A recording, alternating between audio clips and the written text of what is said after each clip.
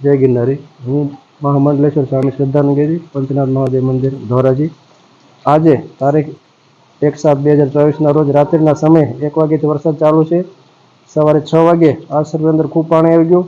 દર વર્ષે જ્યારે વરસાદ આવે ત્યારે પાણી તો આવે જ છે, પણ આ વર્ષે 10 વાગે પાણી ઉતરી ગયા પછી સાફ સફાઈ થઈ ગયા પછી બીજો રાઉન્ડ આવે। 1 વાગે ચાલુ થયો, અત્યારે 4 સાડા 4 બીજી વાર પાણી આવ્યું છે।